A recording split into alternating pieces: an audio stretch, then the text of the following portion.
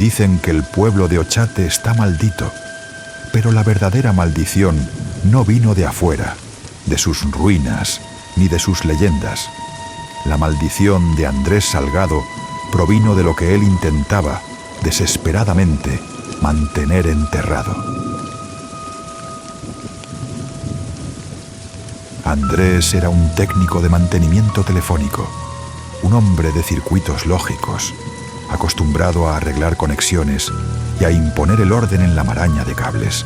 Vivía solo. Y el silencio, créanme, nunca es solo silencio en esa región tétrica.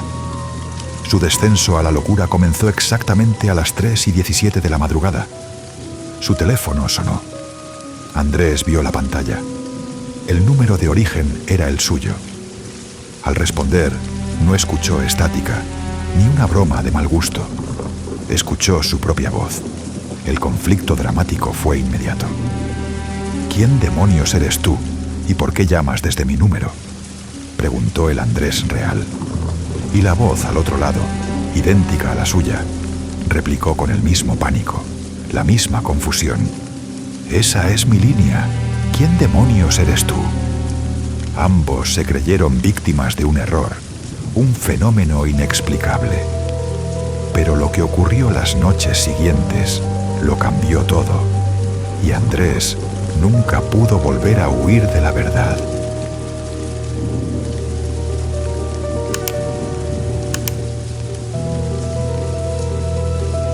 El miedo de las primeras noches se disipó, dejando paso a una peligrosa fascinación. Rápidamente, Andrés, el hombre de la lógica, se obsesionó. Creía que esto era un fenómeno físico, un bucle temporal que él, grabando cada conversación, podía entender y eventualmente dominar. Podemos controlar esto, se decía a sí mismo y a la voz del otro lado, en frases cortas que intentaban sonar directas y urgentes. Pero la situación se agravaba progresivamente, siguiendo el principio del staircasing. Cada segmento introducía algo nuevo y aumentaba el riesgo. El olor a tierra húmeda y óxido se hizo permanente en su casa. Un olor a hierro, profundo, como si la sangre estuviera empapando las paredes. Pequeños detalles cambiaban en su entorno, como si alguien estuviera jugando con su percepción. Las llaves aparecían en cajones cerrados. Fotografías familiares cambiaban de ángulo en los marcos.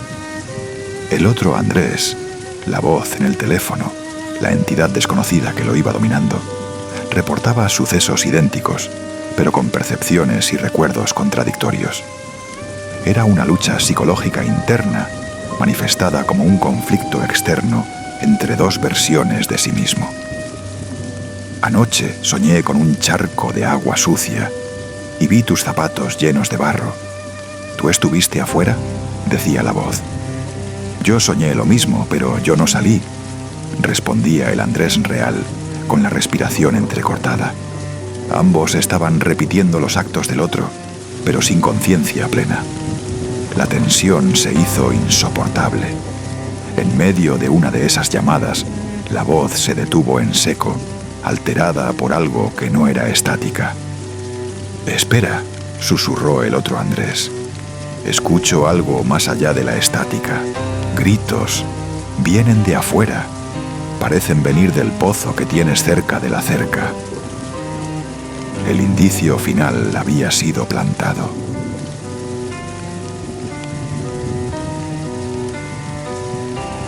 El ritmo se acelera. Andrés salió corriendo. El pozo viejo, cubierto por una losa desgastada, estaba a unos metros. Había pasado junto a él miles de veces.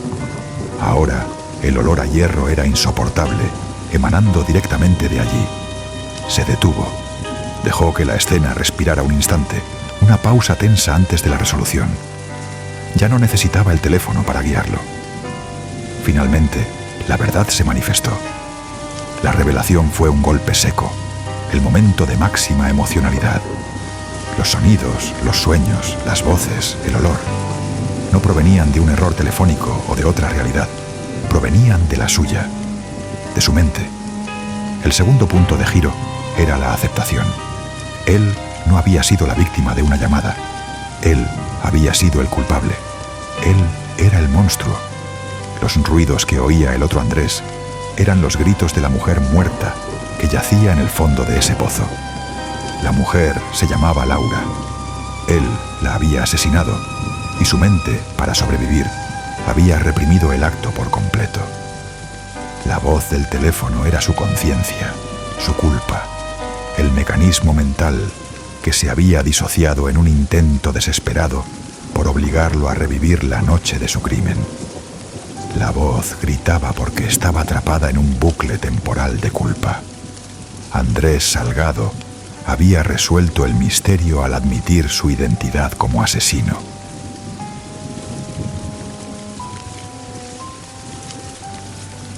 Esta historia es la oscura reflexión de un descenso a los infiernos.